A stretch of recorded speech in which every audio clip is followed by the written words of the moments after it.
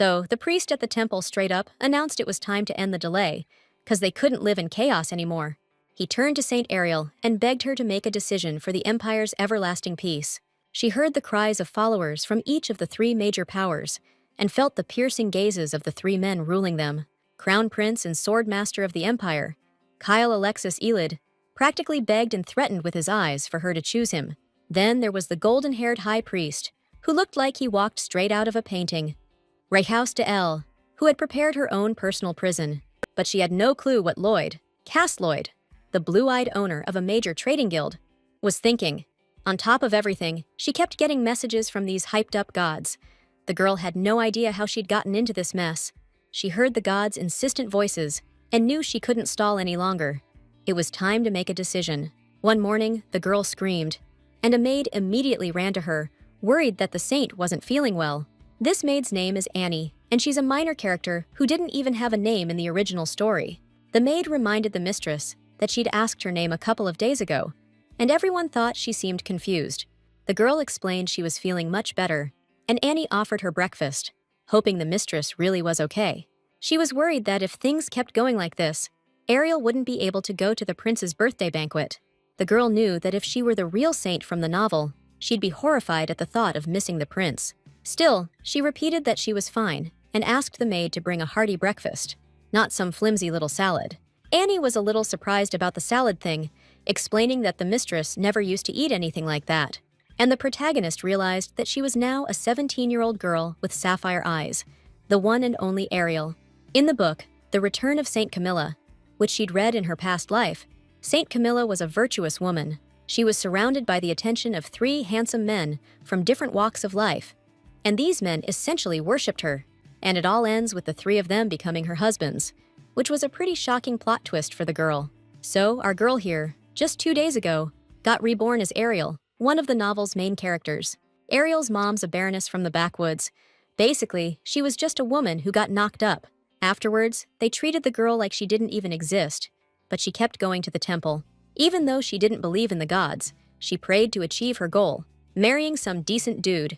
One day, she caught the eye of High Priest Reichhaus, who eventually brought her to the Ilium Temple. 2 years have passed since then, and she's been playing the role of a saint for political stability between the Crown Prince and the High Priest. But she knew she'd get tossed out the second a real saint showed up, though Ariel believed Reichhaus would stay her guardian. On top of all that, she had a secret crush on Crown Prince Kyle, and she was the villain who hated Camilla. The moment she swung a dagger at Camilla, 3 dudes ran her through with their swords. Ungrateful brat.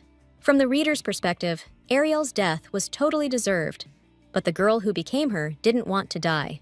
Plus, she still has vivid memories of her death before reincarnation and knows she can't go back because her body's toast. That means she's stuck living the rest of her life in Ariel's body, and Ariel's had to watch her back since she was a little kid. But just when she saved up enough cash and got independent, a year later, she gets hit with a totally pointless death. The girl walks over to the window and throws it open, stoked that she can still breathe in some fresh air. When she felt that icy touch of death all over her body, she realized, no matter what, life's still way better than that. On top of that, she figured if she doesn't stick to the script, she can change her future and dodge death. Right now, she doesn't care about dudes crushing on her or being the saint. She's got plenty of time to learn the ropes around here. And when the real saint shows up, she'll hand over the job and ditch the temple, then spend the rest of her life doing whatever she wants. From now on, she's Ariel, someone who's embraced her new fate, and now she's got to walk the never-ending path of radiance. A message popped up saying the ancient beings, who were bored before, are now digging her adaptability. Ariel couldn't even begin to understand what it meant, even after rereading it a few times. Then the message just vanished into thin air. For a second, she wondered if she was dreaming, and then the high priest walked in, reporting that he'd brought her breakfast. She was surprised, wondering where Annie had gone, but immediately recognized him as Raikus de El. He was surprised that she called him by his first name, and Ariel remembered that only Saint Camilla ever did that. She immediately apologized, explaining that she was very distracted today, and called him High Priest. But Reichhaus wasn't angry. On the contrary, he was actually a little happy because he'd almost forgotten he even had a name, and asked Ariel to call him by it from now on. She started objecting, embarrassed, saying she didn't have the right to address him like that, all the while remembering she wasn't the real saint. The high priest then reminded her again of what he'd said before, that Ariel could consider the palace her home. In the novel, Raikus was described as a bright and calm person.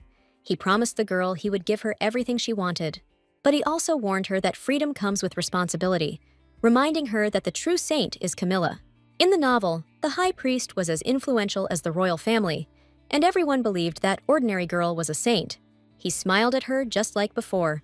But Ariel still felt the pressure, even as she thanked him for bringing breakfast. This guy was the only one who knew she was a fake, and she knew better than to piss him off. Ray House suddenly noticed that Ariel looked different now, even though they hadn't met that long ago.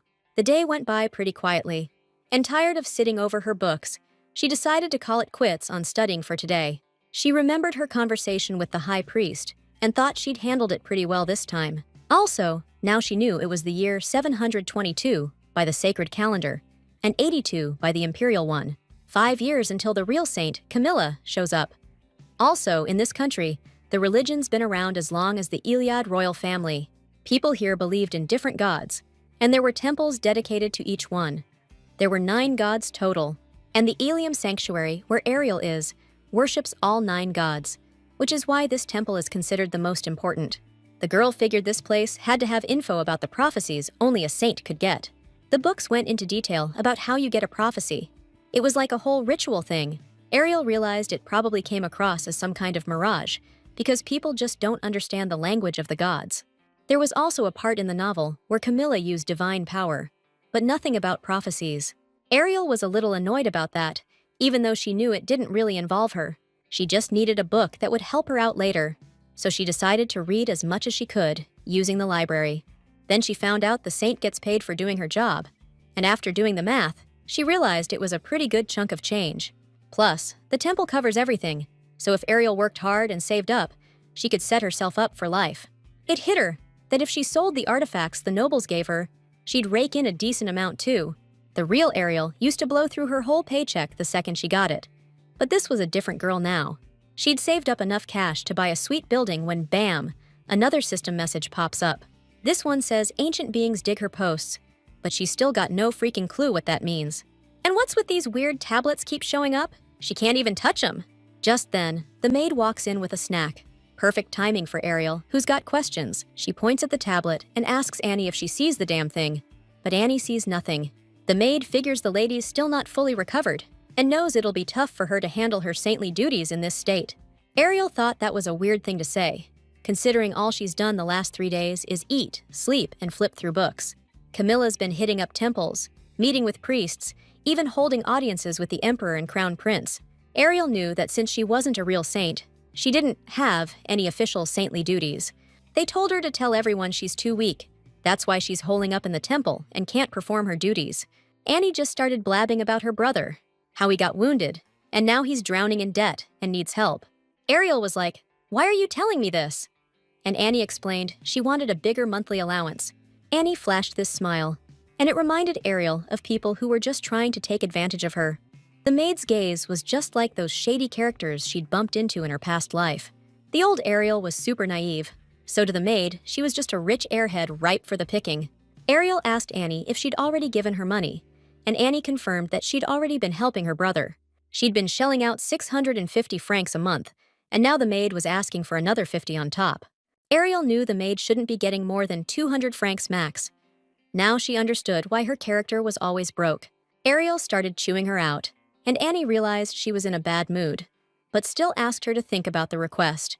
But Ariel wasn't having it. She straight up told her she wasn't getting a single cent from today on.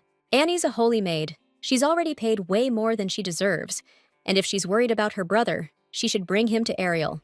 The ladies heard they're short-handed in the stables. She'll take a look at this guy and decide if he's fit for the job. The maid was both shocked and pissed. Talk about a reality check, huh? But Ariel's seen some stuff, so this doesn't surprise her. Annie seemed off from the jump. Suddenly, the servant reminded her that she knew the saint's secret and stated with all her anger that she was a fake. Back then, Ariel used to crawl to the servants because she was terrified of being exposed. But now the girl didn't give a damn. She told Annie to go ahead and tell whoever she wanted, which shocked the maid. Ariel explained that when they find out she's a phony, she'll probably get executed. But there's more to it than that. Because who knows what'll happen to the servant who was getting paid so much to cover for a fake saint? Ariel's half noble, so she'll die pretty and with full honors. But the servant will be dealt with differently. Annie's gonna be real jealous when they drag her mistress to the guillotine. Scared the hell out of the maid. The mistress also reminded her they were in this together, wondering if the maid was ready to risk her life. While the maid was freaking out, Ariel asked if Annie's family knew the deal.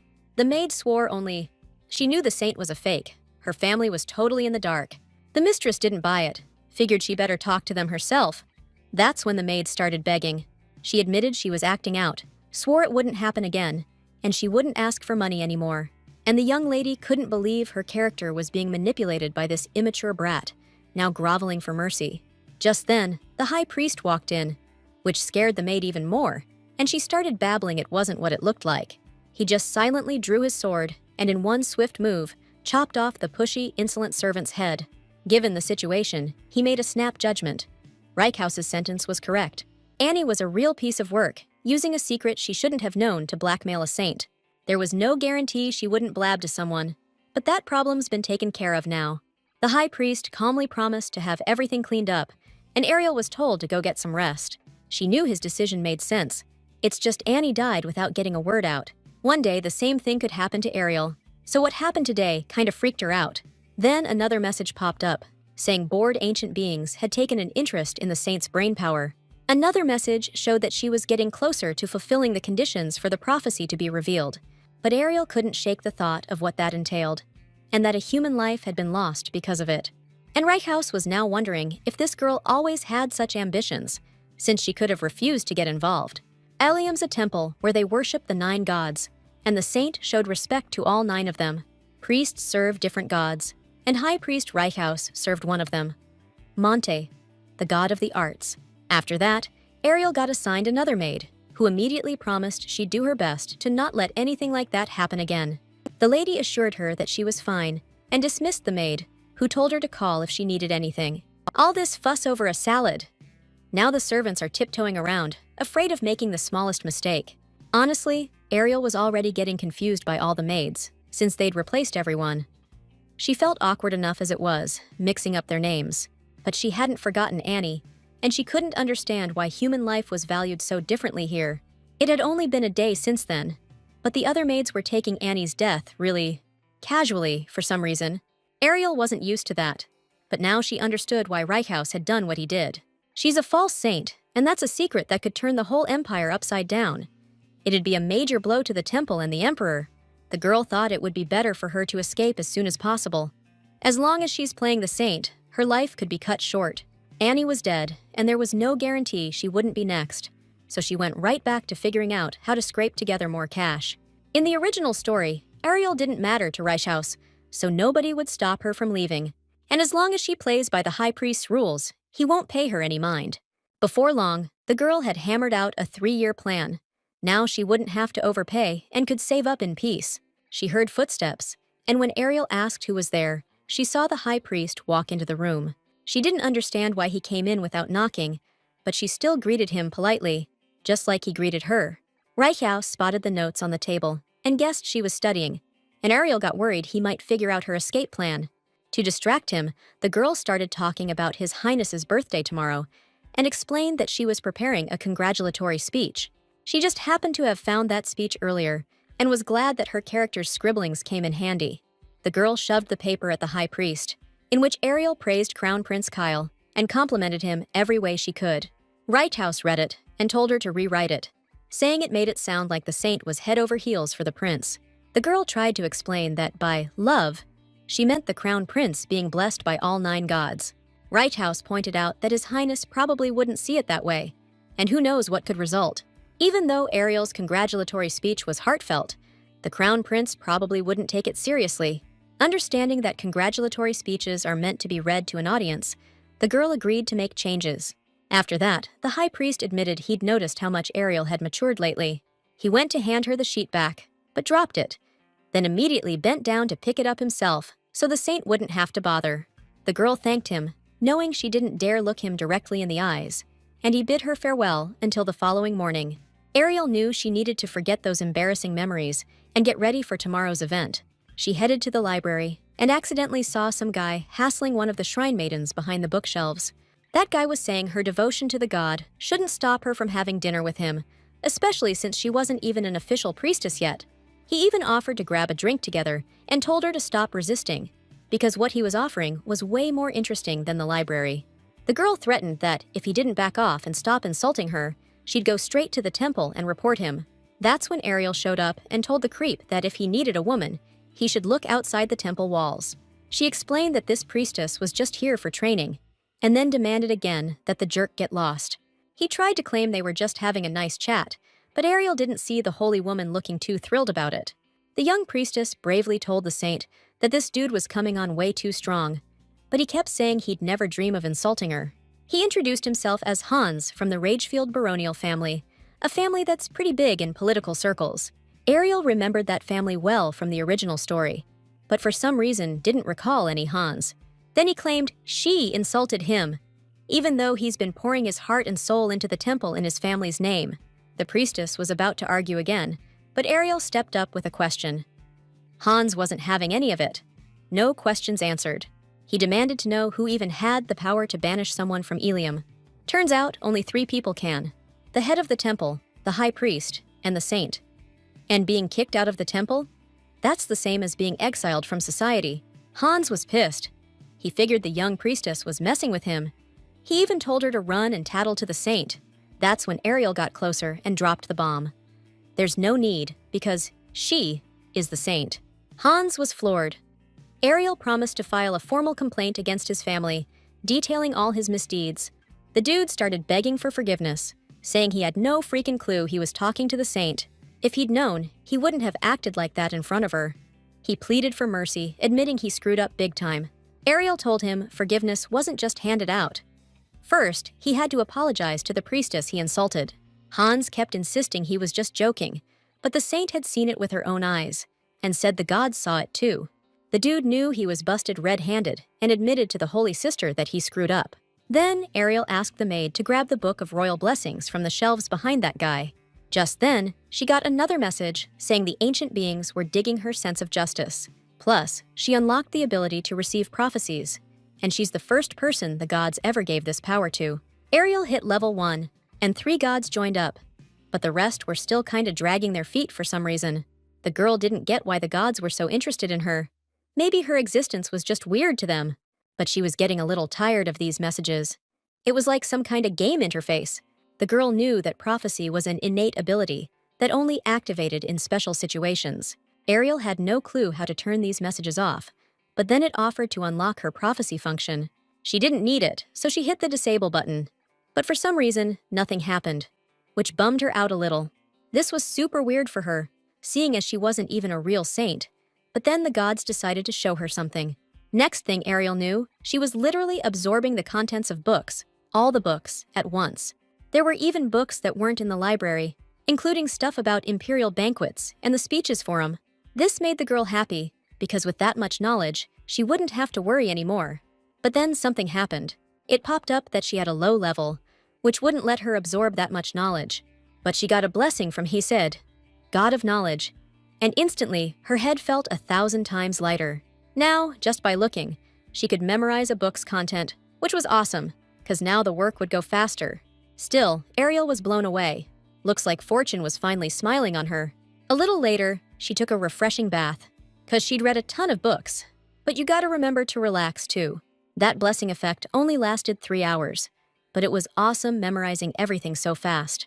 High Priest showed up again this morning, asked her how she slept, and she admitted she slept great. Raikus noticed a stack of books on the table, figured she'd been working hard. Ariel explained she was prepping for the event. She knew if she wanted to survive, she had to show she was a real honest-to-God saint. All she had to do was stay on everyone's good side. But then she noticed Raikus giving her a weird look. Ariel apologized, explaining that until the real saint showed up, she was trying to do her duty and not cause any trouble. The high priest just reminded her again that she could consider the temple her home, and she shouldn't talk nonsense. His words made Ariel think that since she knew his secret, he wouldn't let her live, just like Annie. Then Raikus asked to see the speech she'd prepared this time.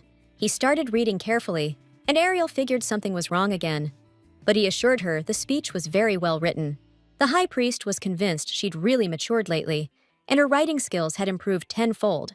The girl confessed that it was actually just an excerpt from a collection, and she'd only tweaked it slightly to fit the theme. Then, Reichhaus admitted he knew about the recent incident at the library, and Ariel explained she'd gone there to get some books.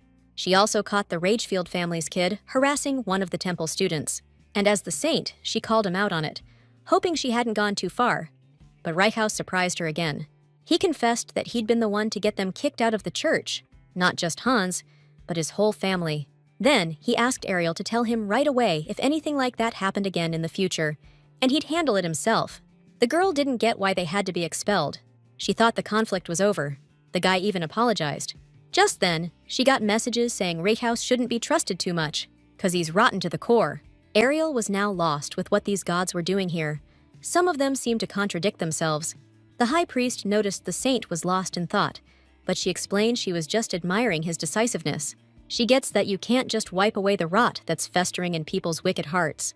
Reichhaus knew the priest saw him as a dictator, but he noticed the saint had a different opinion of him. Ariel confirmed that she thought he was a just man, who always acted accordingly. She knew that, unlike Kyle, who chased political gain, Reichhaus took a gamble to calm the people down. To the villainous Ariel, he was a brutal executioner, but to Saint Camilla, he was her protector and support. The high priest apologized to the girl for taking up her time, wished her a good meal, and turned to leave. Ariel figured she must have said something wrong again, even though things were going great. You just couldn't read his reaction. On the way back, Reichhaus was trying to figure out what had changed in this girl, and then it hit him. He hadn't noticed before that she had blue eyes, and he never thought Ariel was the kind of girl who could smile like that. He brought her to the temple because she was naive and dumb enough to play her role without question. Then, he met with High Priest Haynes, who demanded an explanation for the recent library incident. The High Priest wanted to know how Reichhaus dared to excommunicate someone without consulting him first. He argued that you can't exile an entire family for the misdeed of one member. It's just not acceptable. Reichhaus insisted that Haynes misunderstood something, and the reason for the family's expulsion was that they were making shady deals. Someone told him it's hard to get rid of rot, but he can't agree with that. He actually enjoys the process. Therefore, Reichhaus intends to rip out everything that's completely rotten. That's why he did what he did. Haynes then expressed his hope that the high priest would want to discuss what happened with him. He thought it was absurd that a saint who hadn't been doing her job properly tried to abuse her title. Reichhaus suddenly shared the news that the Ares mines are emitting dark energy, and dozens of monsters have been spotted there.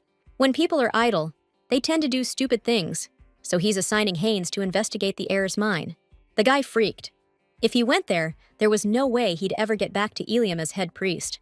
Haynes started whining about being too old and weak, but he couldn't disobey the high priest's orders, not a chance. Meanwhile, that young priestess, Anna, asked to see Ariel. The saint recognized her right away as the girl from the library. She knelt before Ariel, admitting she wanted to serve her, but Ariel didn't get why. Ariel explained she had enough maids. She knew they hadn't assigned her any priestesses because she was a fake, but the girl insisted she hadn't even properly thanked the saint, and now she owed her a debt. That's why Anna wanted to serve her. Ariel thought for a second, then signaled the maid to leave the room. Then, she confessed to the priestess that a maid who'd been with her for a long time had recently died right in front of her. Ariel wanted to know if the priestess knew the cause of death, hinting that the maid couldn't keep her mouth shut. The saint wasn't sure this newbie could last any longer than a servant who'd been around forever. Ariel was hoping Anna would just disappear after that, but she kept insisting she wanted to be near the saint. This girl was an orphan, raised by her uncle, now living and studying at the temple, but not much had changed since then. Her whole life, she couldn't even talk back to those arrogant nobles. All she could do was cry and beg them to stop. But that day, a noble apologized to her for the first time, and Ariel was like a light shining into her dull life. Anna wanted to be just like the lady, and she was going to dedicate her life to serving the gods anyway. She was scared of dying before she could repay Ariel's kindness, but she promised to try her absolute hardest. It reminded Ariel of what she used to be like, how she, just like this girl, was just trying her best to survive.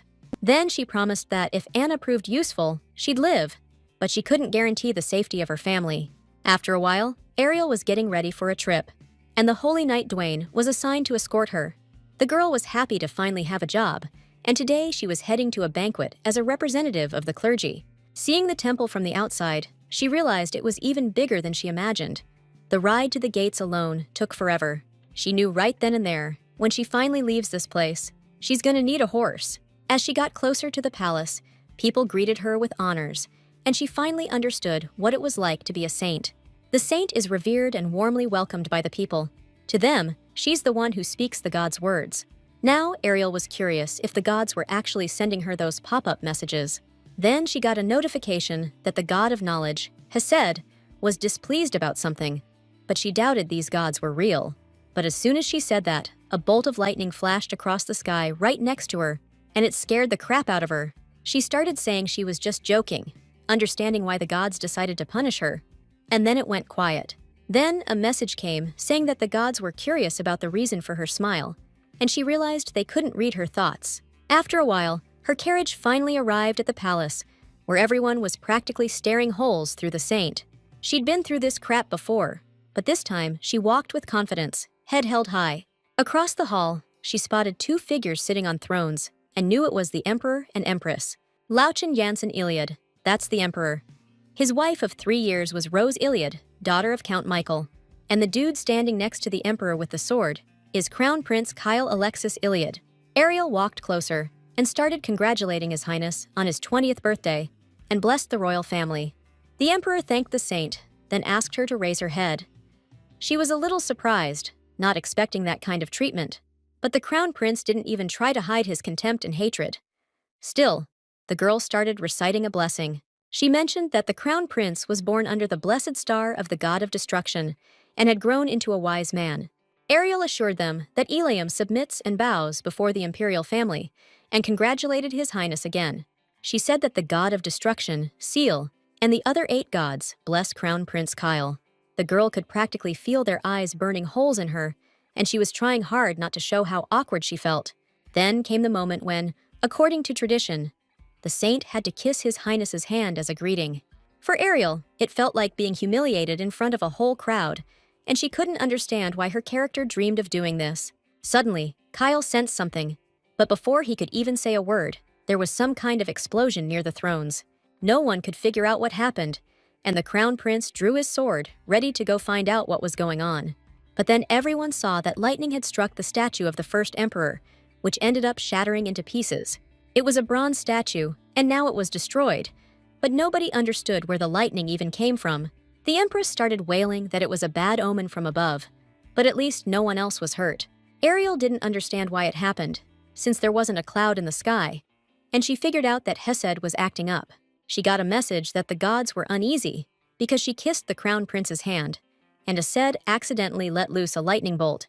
Then the gods started arguing again, and this girl was about ready to lose her mind from their blabbering.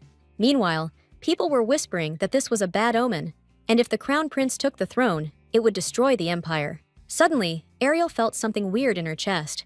She didn't understand why the god was so angry, and the Empress noticed that the trouble started right after the saintess gave them her blessing. This girl realized that this old hag was at odds with the prince, and now things were as bad as they could get, so she had to do something. She knew Kyle might be mad at her for what happened, since it all went down after she spoke. Just then, the emperor turned to the saintess and asked her to pray for the empire when she returned to the temple. Ariel, though, turned to the crown prince and promised to tell the gods that he felt their grace. Lachen didn't get what the saintess was trying to say, so she explained that Kyle had received the blessing of the god whose star he was born under.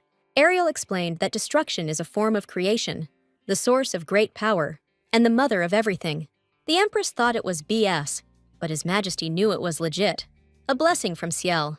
Everyone else in the hall started cheering, stoked to witness divine power firsthand. Ariel went on, saying Ciel wanted to wish His Highness a happy birthday, so he couldn't contain his joy. A little later, she stepped onto the balcony for some air, wondering how to tell the gods to knock it off. She also needed to figure out the Empress and Crown Prince's deal, but right now she just wanted to get back. Just then, Kyle showed up behind her, hoping she wasn't ditching the party, which was just getting started. He looked pissed, and his voice was super threatening, and she had no clue what was up with this dude. Still, she asked what he wanted, and he explained she was acting different than usual today.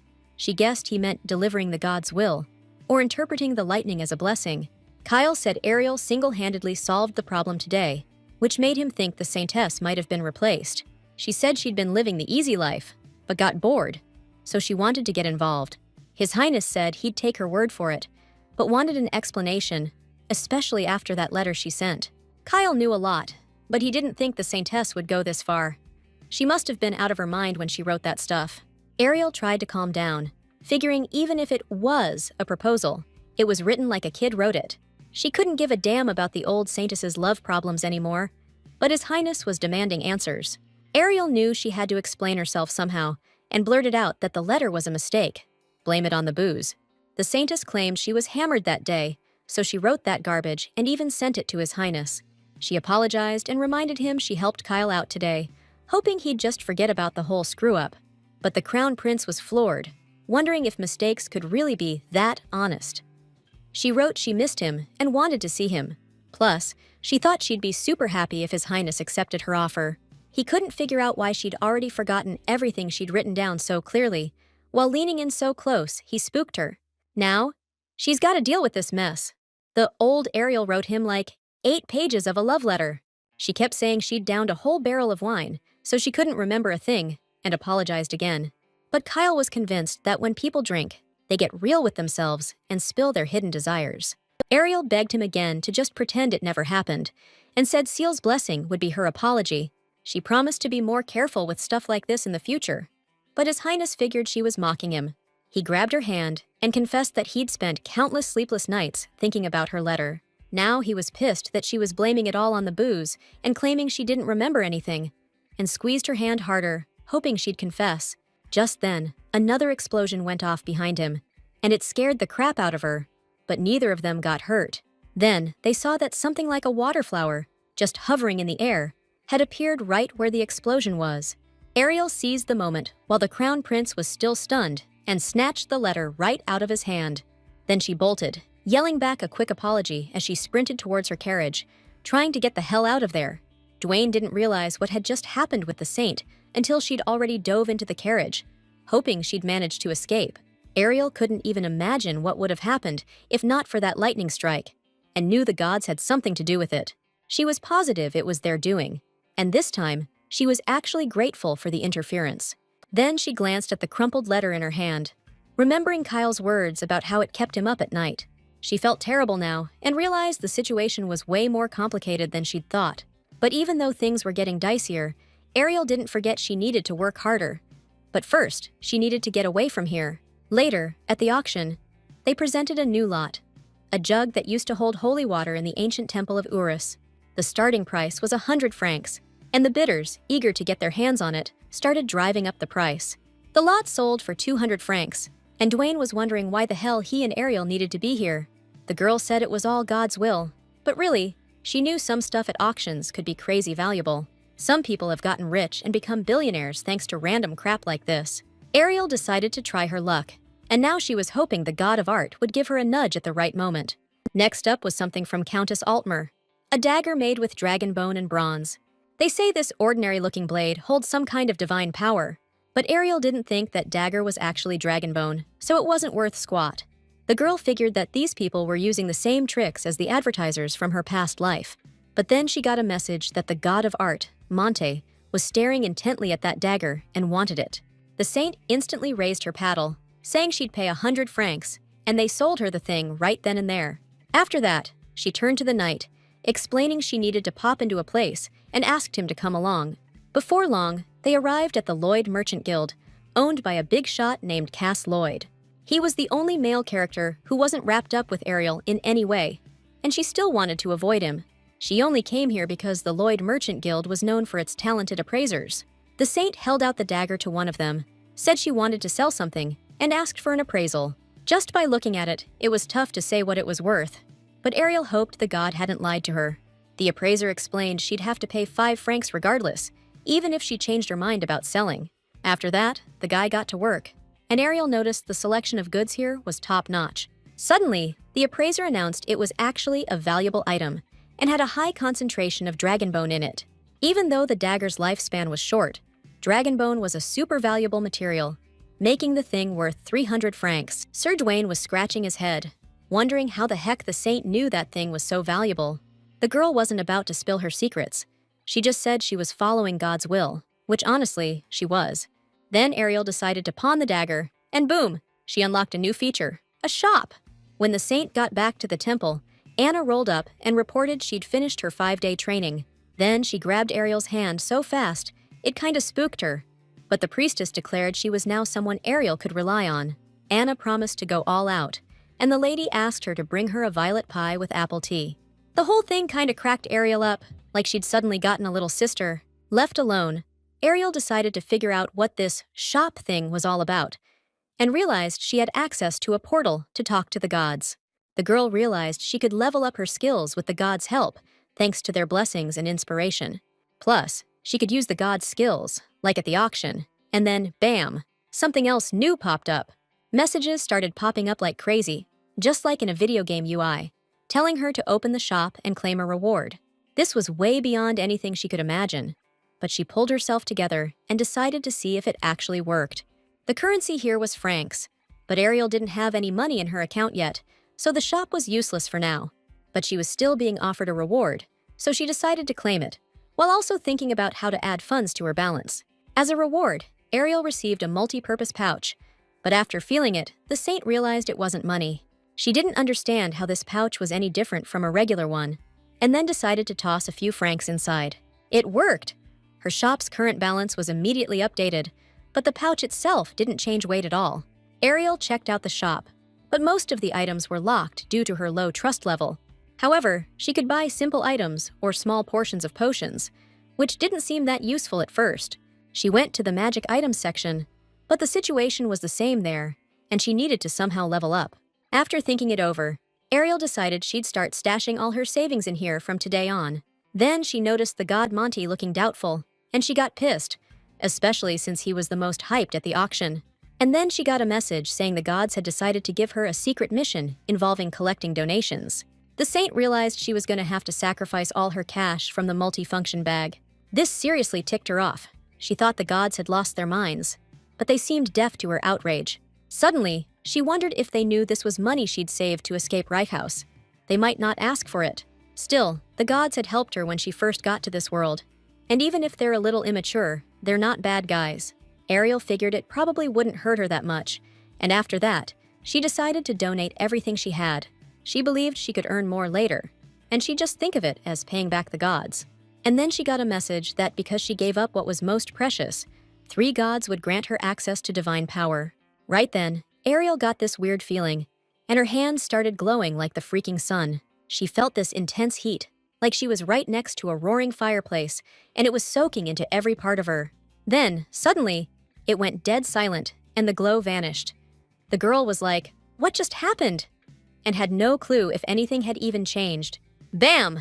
A message popped up saying the gods were blessing her with divine power, and Ariel felt another surge of strength. Now, thanks to Hesed, all her thoughts were perfectly organized, and thanks to Monty, the room suddenly seemed ordinary. As some kind of side effect of her power, every little flaw in the chandelier was now driving her nuts. Next was Odysseus's blessing, but Ariel didn't have a sweetheart and figured it wasn't really her thing right now. Still, she knew her power was different somehow, 'cause saints usually only get to use a limited amount of divine juice. The only person who could use divine power without any limits was Saint Bergerita. There hadn't been anyone like her since, and Ariel couldn't figure out why she was the one who got this kind of power. She's a fake saint, never had any divine power to begin with, and she'll have to give way to Camilla later. The girl started freaking out, not understanding why this was happening, and then she heard a voice behind her. Judging by her behavior, he figured she was struggling with something, but she claimed she was just a little worried. But then it hit her that it was Reichhaus standing in front of her. She was so lost in thought that she initially thought it was her inner voice. She immediately started apologizing, explaining that she thought it was Anna, and realized she'd just been disrespectful to him. Meanwhile, Ariel was trying to figure out why he'd suddenly come into the room, worried that Dwayne might have spilled the beans about the dagger purchase at the auction. It seemed to her that selling stuff here at a high price to make money was like running away in the middle of the night. Suddenly, the high priest declared that he didn't mind the saint talking to him informally at all. The girl started objecting, believing that she had no right to speak to the high priest as an equal. Then Reichhaus agreed that she could just call him by his name, and Ariel thought he must be drunk. But he didn't reek of booze, and then she noticed the guy's cheeks were flushed. Still, she couldn't figure out why the high priest wanted her to call him a friend, and asked for time to think it over.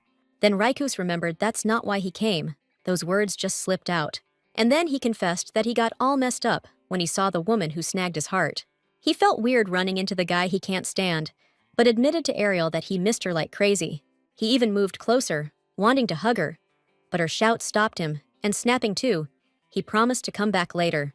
The high priest left her room, and the saint figured he was sick, 'cause he shouldn't be acting like that. Suddenly, she started getting messages saying the gods recommend Reichhaus as her husband, and she thought they'd all lost it. Then there was another knock at the door. Ariel didn't know who to expect, but it was Anna, bringing the tea the saint had asked for. The girl thanked the priestess, who noticed that her lady was redder than usual right now. She also said that if anyone falls for a saint, they'll never escape her clutches. Ariel was pissed and mentally cursing the love god's blessing, but she immediately pulled herself together. She thanked Anna and said she'd grab a bite later, then asked to be left alone. Ariel felt embarrassed and figured it was because of Odysseus's blessing, which turned out to be super potent. Meanwhile, Reichhaus went to his god's statue, trying to figure out why he had those thoughts around the saint. He couldn't tell if it was a challenge thrown his way or the price he had to pay to atone for his sins. The high priest begged for his prayers to be heard, promising to always act righteously and tread the path of purification. Reichhaus pleaded for a pure blessing to heal his sinful body, otherwise he couldn't take it anymore. Later, while strolling, Anna admitted to Ariel that she'd become pretty popular with the servants. It's because she's serving the saint, and everyone keeps hitting her up with questions all the time. This one maid was all up in Ariel's food preferences, even though she knows the temple rules like the back of her hand. Anna swore she hadn't blabbed to anyone, and if rumors about the lady start circulating, it definitely ain't coming from her. Ariel suddenly turned to her and said she trusted her, so the priestess shouldn't sweat it so much. Still, it kinda bugged the saint that there was always gossip going around the temple, even though it was just how things were. Ever since unlocking her divine power, she's been hitting the library hard, plotting her next move. Gotta figure out how to refill her wallet after that donation. I mean, she's the friggin' religious leader of the whole country. Monarchy and religion, they're like the two pillars holding up the empire, and she's sitting right at the top of the temple. Thing is, Ariel's been ducking out of almost every event, always using her weak health as an excuse. It was a little sus that the temple wasn't reacting at all, but she was hoping Reichhaus was handling everything. Ariel was so lost in thought about it all, Anna actually got a little scared, but she reassured her she was fine. She was just trying to say that info everyone knows stops being important. The holy woman swore she didn't care what others said about her, so Anna shouldn't worry. But for some reason, the priestess immediately got upset and started apologizing, thinking she'd said something dumb. My lady told her not to sweat it. She knew the priestess did it because she was worried about her. Suddenly, she spotted something in the bushes, and when she looked closer, she saw an injured blue-winged bird on the grass. The wounds were super bad, and the girl felt awful, because the bird was gorgeous, and it was still clinging to life. Ariel herself knew that if she screwed up, she'd be staring down the cold grip of death herself. She remembered that feeling, when your soul leaves your body, and she could never forget the shivers she felt facing death. The girl scooped up the bird, and Anna got scared that her lady might get blood all over herself. Ariel insisted she was fine. She just wanted the blue-winged bird to live a little longer. That's when her divine power started kicking in, and she saw the bird's wounds vanish. It just took off. The girl couldn't believe her eyes, and the gods congratulated her on her first use of divine power. Ariel glanced at Anna, who was totally stunned, not believing she'd just witnessed something so miraculous. She knew plenty of priests healed people, but even with prayers, it wasn't easy to just cure someone like that. Anna couldn't believe the lady didn't even need to pray, and that a bird practically dead just flew away. Ariel immediately told the priestess not to tell anyone about it, but Anna was confused why. See, the reason Ariel was taking this risk was because she knew what was going to happen in the future. If her divine powers start messing things up, she'll have to forge her own path in this world. Ariel just wanted to live a quiet life, and she asked Anna again to keep her promise. The priestess promised she would obey her lady's orders without question and wouldn't tell a soul. Then the saint remembered they'd planted a new type of rose in the garden and wanted to take a stroll among them. Meanwhile, Reichhaus was chatting with Cass Lloyd, admitting he hadn't expected the blue wing to take such a beating. He knew that bird needed a serious lesson, so it'd stop biting the hand that feeds it. Cass wondered what kind of training that entailed, and Reichhaus explained that sometimes it takes a long time to get results. He wasn't just talking about dogs, but he assured him that one way or another, the owner wouldn't get bitten again. The high priest then thanked Cass for worrying about his white Lotunia. He'd heard they could be pretty finicky since the climate doesn't suit them, and promised to remember this kindness. Lloyd assured him it was nothing for his guild, and now he was certain the Ilium festival would be a success. Reichhaus thanked him and said that after the festival, they'd put them in a special greenhouse with an experienced gardener. Just then, the high priest was totally shocked to see the blue wing, since he was sure the dog had mauled it. Cass spotted a red mark on the bird's head. He was sure it was the same one, and figured some priest must have patched it up. Lloyd realized someone had taken pity on the injured bird, and just then, Ariel approached them from the other side. The girl spotted the high priest from a distance, but couldn't figure out why he was here, so she decided to bail ASAP. The saint immediately apologized for the intrusion, saying she didn't know he had a guest, then turned to leave. Reichhaus stopped her, and she started rambling again about blessing guests with the 9 gods. Then the high priest decided to introduce the trade guild owner, Marquis Cass Lloyd, as his visitor. Lloyd immediately said he was pleased to meet the saint, but the girl was in shock, since they were never supposed to cross paths in the novel. Still, she greeted him, and Reichhaus figured she'd come to see the roses, regretting that he couldn't join her. The girl explained that she and Anna were just passing by and asked him to pay them no mind. Just then, a servant approached Reichhaus and whispered something in his ear, after which he needed to excuse himself urgently. The high priest gave a polite bow and split, leaving Cass Lloyd and the saint in a pretty awkward spot. Ariel thought this guy looked even creepier than Reichhaus for some reason, and decided she was out of here. The girl explained she had to head back, cause she had some stuff she needed to take care of. Just then, a blue-winged bird landed on her shoulder and started cooing, and Cass figured they'd met before. Ariel admitted they'd bumped into each other. Then she scratched the bird's neck, saying she was glad to see it again. The Marquis suddenly announced that the bird was trained to only fly to its owner, but for some reason, it was super close to the saint. Cass also confessed that it was his bird, which, due to certain events, should be dead. The girl remembered that Marquis Lloyd was described in the novel as someone who measured and valued everything in terms of money. This dude ignored other people's pain and feelings. He didn't even flinch when he pointed a sword at Camilla. Now he realized that Ariel was the one who saved the bird, and she admitted she couldn't ignore a dying creature. Then she went off, saying the Marquis was pretty quick to judge other people's lives, and wondered if he'd ever stared death in the face himself. The saint chimed in, saying if he thought life was so worthless, then he should have been the one to end the bird's suffering. Cass pointed out that this girl was different from the rumors he'd heard, but she just said she was glad the bird was healed. After that, Ariel asked him, since he was the owner, to take better care of her in the future. Then the girl left him, and back in her room, she spent some time thinking about how she didn't want to see him again. She's already got enough on her plate with Kyle and Reichhaus. Now this dude's sticking to her like glue, and she needs to figure something out.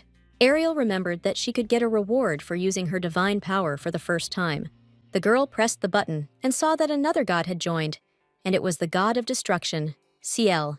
Ariel got a weird feeling, and now she was pretty sure that this god was the one who caused the chaos at the banquet. She started looking around, wanting to try out her power and break something that wouldn't raise too many eyebrows. She spotted a chair and grabbed it, but it didn't break, which kind of bummed her out. She thought she'd get some crazy power-up or something, but nothing special happened. But the second that thought crossed her mind, the chair snapped in half. Totally blew her mind. Ariel knew she was in a reverse harem romance fantasy, but now she's realizing the genre just switched up. Time passed, and Ariel read a bunch more books, stoked that Hesed's blessing was helping her with it. Now she had a much better grasp of this world, so when she makes her escape, she can move faster. Plus, with divine power, it'll be easier to make money, and she can use it whenever she wants. Ariel figured she could become a healer, curing people, but only using herbs and folk remedies. Regarding the other blessings, there are some catches. Hers had a time limit on it. Also, each blessing, and she's got 4 now, can only be used once a day. Hesed's helping with knowledge, Monty's boosting her focus, and Odysseus is making her irresistible. Then she remembered Ciel's blessing that broke the chair, and that kind of freaked her out. She'd never used that power on people before, so she didn't know what could happen, since everything she touched turned to crap. Still, Ariel was sure that with this blessing, she could easily defend herself, and she thanked Ciel. That's when she noticed the gods started whining like little kids, jealous that Ciel got the praise, so she told them to chill. Then Ariel, just to shut them up for good, complimented the other blessings too.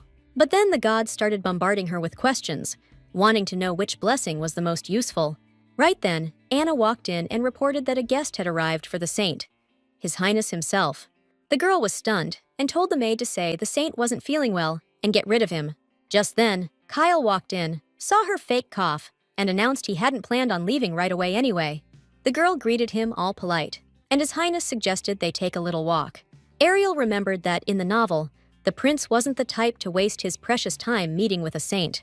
They headed to the garden, and the girl was super curious what he was going to say to her in such a secluded spot. Kyle admitted that last time her acting skills blew him away, but today her performance feels fake and pathetic. Then, he decided to circle back to their unfinished convo and confessed that he came to the saint to warn her. Sir Dwayne told His Eminence that at the banquet, the saint openly supported His Highness. Then the god of destruction himself blessed him, but Ariel apparently didn't get that she shouldn't have backed Prince Kyle. The high priest figured if this ain't a test, then she must really mean something to him. The knight also reported that His Highness came to visit the saint, and they're strolling around together right now. That really threw Ryhus for a loop, and he demanded the knight tell him exactly where those two were at. So, after his birthday bash, the crown prince found out some stuff about the empress's brother. Turns out this guy, Mikhail, has connections with some temple folks, and they might be snooping around. Kyle mentioned the saintess could get dragged into politics, but Ariel remembered Kyle was playing that game too. He wanted to solidify his power, which is why he was in cahoots with the fake saintess and Ryhus. And after she backed him at the banquet, his rivals started digging for dirt on her. Ariel doesn't remember this from the novel, plus the crown prince never visited the saintess for this reason. The story's getting all messed up, and the girl realized that could end badly for her. Kyle admitted he doesn't know anything else yet, but Alberto's busy hunting down the real spy right now. Ariel reminded him she's always being watched, and the prince explained something happened to that informant. His Highness explained that their enemies won't just sit around, they're waiting for the perfect moment to strike. Maybe the informant already fed them intel, and Kyle asked Ariel to keep an eye out for anything fishy. She agreed, but decided to ask the crown prince for something in return, remembering he's the heir to the empire. Plus, she reminded him she just saved his reputation, so that makes them allies, kinda. Kyle figured the saint was gonna bring up marriage again, but she shot that down and just asked him to protect her. Ariel knew that even though they were in the same boat, there was no guarantee things wouldn't end like the original story. Besides, she's just a fake saint, only needed to keep things stable and calm the people down. If they find out she's a phony, they'll have no reason to keep her alive, and she wanted protection from that. Ariel pointed out that she's working for His Highness and the High Priest's political stability, and for her efforts, she wants assurance that her life will be safe, and Kyle agreed to it. He promised Ariel wouldn't become his enemy, and her blood wouldn't stain his hands. He even swore on it. The saintess seemed more confident now, but the crown prince himself was a little thrown off by her behavior. He couldn't wrap his head around how she could send him a letter proposing marriage, while also thinking he might kill her. Kyle was dying to know what the saintess was thinking when she wrote that letter, especially since it said she loved His Highness. She said she wanted to be with him until the end of time, and now he couldn't believe any of it was true. The crown prince asked Ariel to settle things today, things they hadn't finished talking about that day. She started insisting again that she was drunk that day, but then a pretty familiar voice interrupted their conversation. Next thing they knew, the high priest appeared, curious about what these two were doing alone in a place like this. Rayhouse had heard about His Highness's visit and hoped he'd come specifically to meet with him. Ariel started spewing her blessings again, and Kyle explained that he and the saintess hadn't finished discussing something at the banquet. The girl panicked and started explaining that His Highness just wanted to talk to her about the food at the banquet. So, she had a ton of complaints back then, thought the food was off, but they're done now. Rayhouse still felt the need to remind him that the Crown Prince and the Holy Maiden should avoid private meetings. Ariel jumped in again, promising to be careful, but she still didn't get why he was provoking Kyle. His Highness even noticed the High Priest was pushing it, but he had the authority to decide on stuff like that. He also pointed out that after the banquet incident, the Empress's people were paying attention to the Holy Maiden and the temple. The prince was sick of it, put his sword to Rayhouse's throat, and said he should have seen this coming. The Crown Prince also declared that it wasn't in his nature to forgive the arrogance of stuck-up people. Then, Kyle pointed out that Rayhouse had no right to talk down to him like that, whether it was personal or official. The High Priest got what His Highness meant, worrying about keeping his head on his shoulders, and the girl realized she was surrounded by freaks and needed Monty's help to bail out of there. Rayhouse suddenly suggested she head back, figuring she was tired, while he wanted to chat more with the crown prince. Back in the room, Anna cornered Ariel, dying to know what she and the prince were talking about. The priestess thought it must have been amazing, but Ariel was sure she was a dead woman now. She was exhausted, plus the vibe between those two was super creepy, and her mood totally freaked Anna out. The priestess figured the saint would love meeting the crown prince, because she was sure his highness was her type. That pissed Ariel off, demanding to know where Anna heard that, and Anna admitted everyone in the temple thought so. They're saying the saint's just waiting for his highness to show up, and that she even hums about him on her walks, apparently. That made Ariel even angrier. But now she understood why Reichhaus reacted the way he did, especially since she wrote the crown prince that lovey-dovey letter. That's when the rumors started flying and things got totally out of hand. Maybe those rumors even reached the high priest, which is why he came at her so hard. Ariel decided to switch up her game plan, reminding Anna about that conversation where she told her to keep her mouth shut. Now it'd be better if the priestess spread some rumors, hammering home that the saint has sworn off love and marriage. Anna got nervous, because if that's true, the lady won't have a destined partner. But Ariel couldn't care less. She's got bigger fish to fry, and again asked the maid to make damn sure she does a good job. Plus, it's gotta happen ASAP, and Ariel reminded her right-hand woman that she's the only one she trusts. Before bed, the girl remembered that in the original story, there wasn't this dumb fixation on clinging to Reichhaus and sticking to Kyle like glue. Besides, she's got something way more important. After leaving the temple, she wants to live carefree and loaded. The girl can't waste her time on lovey-dovey nonsense and isn't about to repeat the same fate as in the original story. With that, Ariel drifted off, dreaming someone was waking her up, warning the server's gonna blow, and she needs to snap out of it, quick. The girl started to wake up, asking Daisy to get the kids out of here. But then she heard the whisper again, that she's still asleep. Some dude was telling her the gods were pissed and chucking lightning bolts like maniacs. But Ariel was clueless about what was going on. Again and again, these winged kid things kept saying the server was gonna blow, but she had no idea what that meant. Then these guys shoved some papers at her, telling her to sign them first, and only then would they get to the point. They were rushing her, saying time was running out, but Ariel just saw a bunch of blank pages and couldn't figure out why she should sign. Still, she started signing, and the kids said her signature was ugly, but they decided to frame it anyway. The girl started grilling them, asking who they were and why she was stuck in this weird place. They explained she had some kind of god-level power, but her time here was limited, and they were beings from the original god. They're also known as the system in her world, and they're admins, running the whole shebang. One's called Ren, the other's Pen, and they're the ones who brought Ariel's wandering soul here. The girl realized these guys were calling the shots and dragged her soul here while she was sleeping, and they admitted they had no other choice. This all happened because she got the gods too interested, and then Ariel decided to hit him with some questions. She's curious about everything system-related, wanted to know why she suddenly got a prophecy revealed to her. She also wanted the lowdown on all those messages, and admitted she felt like a freaking lab rat. The beings explained it's because the gods are so damn into her. They can't control themselves. Sadly, they can't tell her a whole lot. But that's not the main thing right now. And then bam, some clapping sounds. Ren and Pen explained the gods are pissed and are using lightning bolts to attack the system. Ariel didn't get why the gods were so mad, and the beings hinted she should have thought about the consequences of her actions. The girl remembered talking with Anna. Before that, she'd met with Kyle and Reichhaus, and then she remembered disabling the broadcast option, and now she realized that could be the reason. But the beings stated she had the right to do that, and usually the gods lose interest pretty fast when that happens. But this time, they're seriously pissed at Ren and Pen, and they're dying for more content. Ariel knew she had to turn that setting back on before things got worse, but she wondered what would happen if she refused. The boys freaked out, and the girl promised to think about it if they answered some questions. They couldn't understand how such a cunning girl could get divine power and dare to order them around. She stated that whether it's a blessing or a curse, the decision is ultimately hers, and she's curious why she should agree. Ren and Pen agreed to answer her questions. Then she came back and got ready to turn the broadcast back on.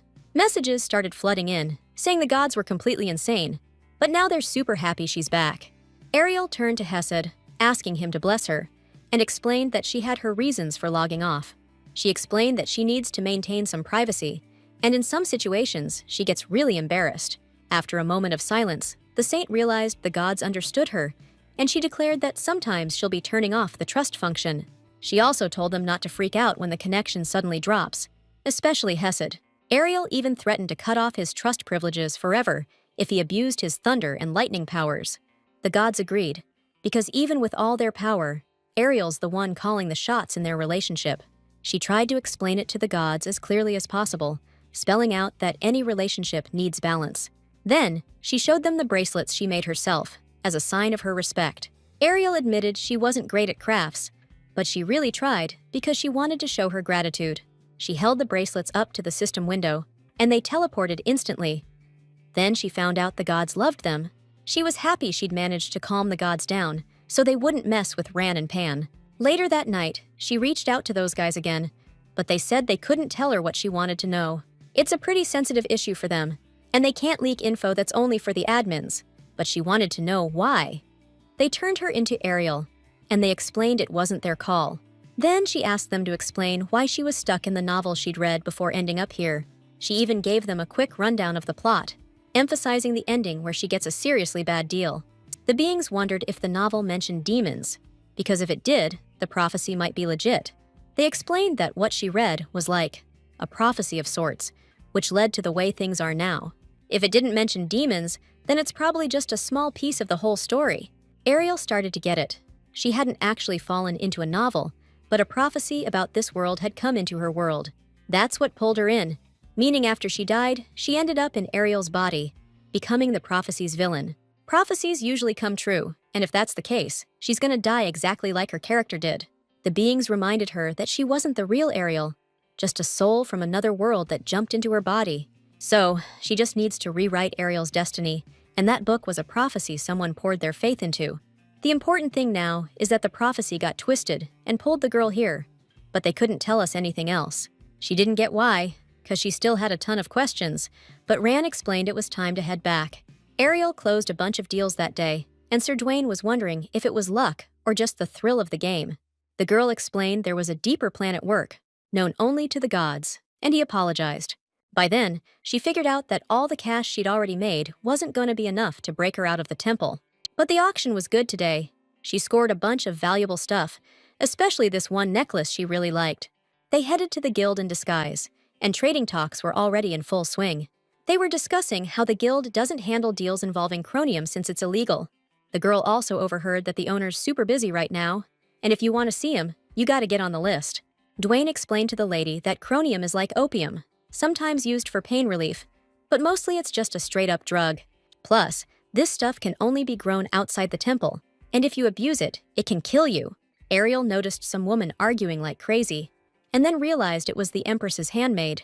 She got curious why she needed chromium, but trusted that God wouldn't let this slide. Soon, the rowdy customers were thrown out, and then the owner came out and saw there were still clients. Cass Lloyd recognized the noble saint and asked what brought her to his humble abode, and she couldn't believe she'd run into this guy again, the one person she never wanted to see. Ariel started with a blessing, as usual, and then explained she was only here to sell something. The appraiser backed her up, saying that this lady had come here specifically for that reason. The girl went on, saying she wanted to sell things she didn't need and hoped they'd be useful to someone. Cass spotted that unique necklace on the table and wanted to confirm if it really belonged to the saint. Ariel confirmed it. She couldn't exactly admit she was buying stuff at auction to flip it for a profit. She was about to play dumb, just to sell it quick, when Cass suddenly announced he'd buy the necklace. He was even willing to pay 10,000 francs for it, which totally shocked both the saint and the knight, Dwayne. The Marquise repeated the price, stating that's what the necklace was worth. But Ariel still couldn't believe it. That's when the appraiser chimed in, claiming nobody would pay more than 600 francs for it. The saint figured she could live comfortably for a long time on that kind of money. It was like her whole year's salary. She was baffled why Lloyd would pay 10,000 for a necklace worth only 600 francs. Sir Dwayne whispered to the saint that it was an awesome chance she couldn't pass up. She had to say yes. But then the girl suddenly declared she changed her mind about selling it, and Cass could buy anything but that. Dwayne was seriously bummed, especially because the owner was ready to drop a stack of cash. Ariel clocked that Cass didn't even glance at the other stuff, and if she's right, something's fishy here. Either way, she wanted no part of dealing with the slick Cass Lloyd, knowing there's no such thing as a free lunch. He played it all sad, and said he just wanted to feel closer to the saint with that necklace. Then, he spilled that it's actually an imperial jewel, and he's shocked she even managed to get her hands on it. This necklace belonged to the late Empress, who got it as a gift from the Dowager Empress. Cass didn't know how the saint got it, but warned her not to sell it. Either keep it safe or ditch it. He gave her this advice so she wouldn't end up with a world of trouble, and Ariel thanked him for it. Lloyd also admitted he'd love to know more about the saint, but figured that ship had sailed. Back home, she started chewing out Monty for picking a stolen piece and some stuff that wasn't even worth anything. She blew 900 francs on 4 items, but couldn't fence the stolen necklace or the Monty statue. She only got 300 francs for the rest, and if Cass hadn't stepped in, she would have sold everything. Still, she didn't get what he was saying, even though she knew he never did anything that hurt his business. Basically, Cass told Camilla he'd never make a deal unless there was something in it for him. Then again, nobody would pay that much, and even selling the necklace, Ariel would have been way ahead. She wondered if there was a way to be more careful with this stuff in the future, and if Lloyd was setting her up. Now she had 1,300 francs, not enough to escape the temple and buy even a beat-up shack. She even started thinking about going back to the guild and taking Lloyd's deal, but she knew he was up to something. Just then, she noticed the high priest standing in her room, and it was clear he'd been waiting for her. Raichuas confessed he'd heard rumors that his holy woman had been getting into some pretty interesting stuff. Then he got all nosy, asking why she suddenly started saving money, even suggesting she was planning to bolt. In the original story, there were 3 heroes: a swordmaster dedicated to protecting Camilla, Crown Prince Kyle Alexis Eliade. Then there was Cass Lloyd, the Empire's smartest merchant guild owner, who fell head over heels for Camilla. And finally, there's High Priest Reichhaus, who started praying for Camilla's well-being the moment he met her. These 3 guys had 2 things in common. They were all in love with Camilla, and they seriously hated the fake saint. But like in all these novels, there wasn't a single main male character who gave a damn about the villainess. She had one last shot at buying that house, but now it was almost gone, and she was clueless about what to do. Ariel didn't get why the original was so much simpler. Now she had to figure out how to get out of this mess. She started explaining that Reichhaus shouldn't think that way, because a saint can't just leave the temple. The girl confessed she was just thinking of buying a villa near the temple, hoping this lie would save her ass. Ariel said she felt comfortable in the temple, but sometimes she just wanted to be alone with her thoughts. The high priest thought about it, and she hoped he'd buy it. But then he said it wasn't so bad spending time just the 2 of them. The girl smiled, but then it hit her what Reichhaus meant, and it totally freaked her out. He explained that he understood her intentions and would try not to bother her while he was around. He just asked her to be careful when she went outside and promised to beef up security, giving Dwayne some guys. Ariel didn't get why that was necessary, and the high priest reminded her that she was a VIP who needed protecting. He couldn't let her get so much as a scratch, and he asked her again to always be careful. Then Reichhaus decided the saint was tired from the whole day and wished her a good rest before leaving her room. The girl was still in shock for a while, not understanding what the heck was going on with this dude. Then she started to suspect that Odysseus was messing with her, and that he'd crushed her dream of escaping and living carefree. Another pop-up. God's giving the girl helpful tips again, but she couldn't figure out why they cared so much. They shouldn't be treating her like Camilla, especially since she wasn't trying to replace her. As the villain, she had to focus on survival, because no way she wanted 3 swords sticking out of her gut, and the gods were already dreaming about gifts for those guys. Ariel even wondered if they could read her mind. Later, Anna dragged Ariel out for a walk, and they saw some kind of festival kicking off. It was a night market, super lively, and the young priestess looked genuinely happy to be there. Then they spotted these candies that looked like actual glass shards, and they were dirt cheap. Ariel immediately bought her friend a bag of them, and Anna was super grateful for her lady's kindness. The saintess was just stoked to be having fun without worrying about how to save her own hide. Suddenly, Anna got nervous, wondering if they should even be buying stuff, since the high priest would flip if he knew they snuck out. Ariel explained that he's busy with guests and wouldn't notice they were gone. Besides, she's in disguise. No one will recognize her as the saintess. Suddenly, Anna noticed 2 guys were tailing them, and Ariel suggested luring them somewhere deserted. The priestess got even more freaked out, worried they might attack. But the lady told her not to sweat it. She had something up her sleeve. Soon, the festival kicked off, and the rose garden was open to anyone wanting to soak in the beautiful blooms. For young folks, this was even more exciting than the night market, because this festival was where you could tie the knot. Because of that, even Anna and Ariel got hit on by guys asking them to hang out. But the girls kept turning them down, until a few persistent dudes who turned out to be thugs, started following them. Thing is, Ariel was actually glad these guys were on their tail, but then Anna decided to step up and protect her. Ariel knew it was pointless to tell these guys she was the saintess, looking like a commoner and all. Then, she told her friend to hang back, and one of the thugs figured she was down to play with him first. The girl stepped closer and delivered the God of Destruction's message. Those who don't understand words will understand force. Then, she touched him with her finger, and the jerk went flying like a feather. His buddy was in shock and rushed to revive his brother, who'd even lost consciousness. Anna was amazed, not understanding how her mistress did that, and Ariel explained she'd asked a god for help. Luckily, Ariel had already practiced controlling her blessing and was getting pretty good at it. The other thug decided to attack her, looking for revenge for his brother. But that was a huge mistake. She was about to shove him too, but a dagger hit him hard, wounding him badly, which shocked them both. Then she heard Cass's voice, who announced that he was forced to spend his time getting rid of trash. The hoodlum didn't know who that was, but Cass just decided to finish what Ariel had started and beat the creep down. He wasn't going to let such disgusting behavior slide, but the villain decided to cut his losses and run this time. Anna's jaw just dropped. She had no idea people could move that fast. Marquis Lloyd asked Ariel if she was hurt, then admitted he didn't expect that kind of strength from a saint. The girl started explaining that she just gave him a shove, and that guy was probably wasted to fall like that. Then she started gushing about the savior's skill, nailing that dagger throw from so damn far away. He played it cool, saying he wasn't even aiming and didn't expect to hit the mark like that. Cass Lloyd wondered why the saint was here without guards, saying it couldn't be a coincidence they met again. Then he offered her his arm and asked to escort her, which Ariel didn't refuse. On the way, she was thinking everything had gone to hell. Plus, Anna decided to ditch them. Ariel told him not to bother escorting her, figuring the Marquise had tons of stuff to do, and she was fine anyway. Cass declared he'd finished his business ages ago and was completely free, so it wasn't a problem for him. A bunch of kids suddenly zipped past, and the Marquise pulled her close so she wouldn't get knocked over. He told her to watch out, but she was more worried about the kids getting hurt themselves. Then she found out they were orphans, part of a thieves' guild, picking pockets for a living. They'd be lucky to get hired as errand boys for nobles, but their futures are totally up in the air. The Marquise figured the saint didn't know about this side of the common folk, and added that the world can be brutal. He even admitted he doesn't believe in divine will, because there's a ton of stuff you can't explain that way.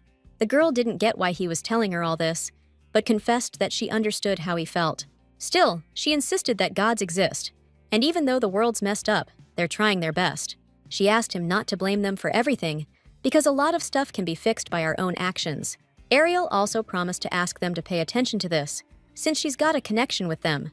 Cass was a little surprised, but then he brought up wanting to get to know that girl again. He said it's because every time he looks at her, he's just filled with curiosity.